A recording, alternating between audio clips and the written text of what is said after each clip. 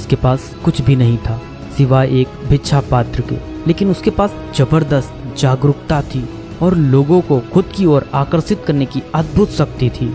जब युवा बौद्ध भिक्षु ने ऊपर की तरफ देखा तो आम्रपाली उसे देख रही थी। युवा भिक्षु ने आम्रपाली की ओर देखते हुए बेहद सम्मान भाव के साथ आम्रपाली को प्रणाम किया।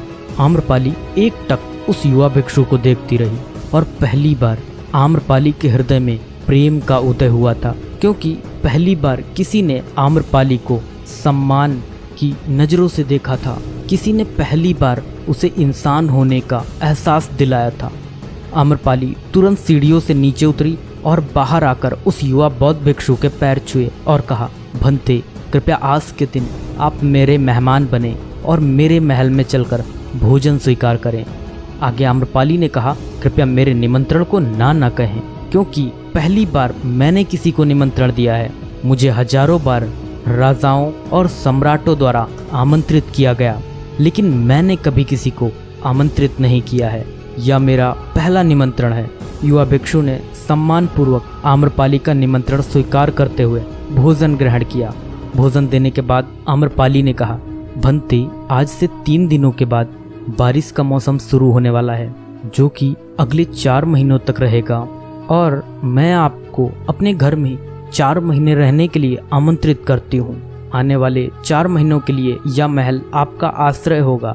मैं आपको पूर्ण रूप से आश्वस्त करती हूँ कि मैं किसी भी प्रकार से आपके ध्यान की बाधा नहीं बनूंगी, बल्कि मुझसे जितना हो सकेगा आपके ध्यान की सुविधाओं को सुगम बनाने का प्रयास करूंगी। दरअसल बौद्ध भिक्षु साल के 8 महीने गांव-गांव घूमकर बौद्ध धर्म का प्रचार करते हैं और 4 महीने वह एक ही स्थान पर रहते हैं जहां उन्हें आश्रय मिल जाता है। युवा बौद्ध भिक्षु ने कहा, माफ कीजिएगा देवी, लेकिन इस विषय में मैं स्वयं निर्णय नहीं ले सकता। मैं आपके प्रस्ताव के विषय में बुद्ध से पूछूंगा।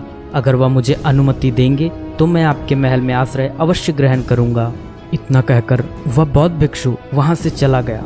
इससे पहले कि वह युवा भिक्षु बुद्ध के पास पहुंचता और आम्रपाली के प्रस्ताव के बारे में कुछ बताता, उससे पहले वहां पर मौजूद अन्य भिक्षु बुद्ध के पास पहुंच गए और बुद्ध से कहा, बुद्ध, आप उस युवा भिक्षु को रोकिएगा। आम्रपाली ने उसे 4 महीने रहने के लिए अपने घर बुलाया। आम्रपाली एक वैश्य है और एक भिक्षु एक वैश्या के घर में 4 महीने रहे, यह सही नहीं है। इससे हमारे संघ में गलत संदेश जाएगा। बुद्ध ने कहा, कृपया आप लोग शांत हो जाएं और उस भिक्षु के आने की प्रतीक्षा करें। थोड़ी देर बाद वह युवा भिक्षु बुद्ध के पास आया, बुद्ध के पैर छुए और उन्हें पूरी कहानी सुनाते हुए कहा, बुद्ध, नगर की एक आम्रपाली नाम की महिला ने मुझे बारिश के 4 महीने अपने घर पर रहने के लिए आमंत्रित किया है। मैंने उसके निमंत्रण का अभी कोई जवाब नहीं दिया। मैंने उससे कहा है कि अगर आप मुझे उसके घर रहने की आज्ञा देंगे तभी मैं उसके घर पर रहने के लिए आऊँगा। अतः बुद्ध, आप जो कहेंगे मैं वही करूँगा। उस युवा भिक्षु ने आम्रपाली के विषय में वैश्या शब्द का प्रयोग न करते हुए केवल महिला शब्द का प्रयोग किया। बुद्ध ने उस युवा भिक्षु की आंखों में देखा और कहा, तुम रह सकते हो। तभी अचानक बूढ़ा भिक्षु खड़ा हुआ और बोला कि बुद्ध, यह सही नहीं है। यह युवा भिक्षु एक सच्चाई छुपा रहा है। इसका कहना है कि एक आम्रपाली नाम की महिला ने अपने घर पर रहने के लिए आमंत्रित किया है, लेकिन वह एक महिला नहीं है, वह एक वैश्या है। बुद्ध ने कहा, मैं जानता हूँ, और क्योंकि इसने वैश्या शब्द का प्रयोग नहीं किया, इसका अर्थ है इसके मन में उसके लिए सम्मान का भाव है, इसलिए मैं इसको वहाँ रहने की अनुमति दे रहा हूँ। वहाँ मौजूद हजारों भिक्षुओं को विश्वास नहीं हो रहा था कि बुद्ध ने एक युवा भिक्षु को एक वैश्या के घर में रहने की अनुमति दे दी है। अगले 3 दिनों के बाद वह युवा भिक्षु आम्रपाली के घर रहने के लिए चला गया।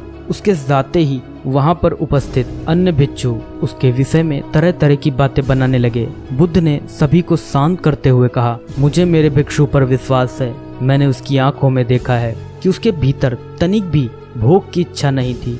अगर उस भिक्षु का ध्यान गहरा है तो वह आम्रपाली के हृदय को परिवर्तित कर देगा, और अगर भिक्षु का ध्यान गहरा नहीं है तो आम्रपाली अपने शारीरिक आकर्षण से भिक्षु को परिवर्तित कर देगी। यह एक प्रश्न है, ध्यान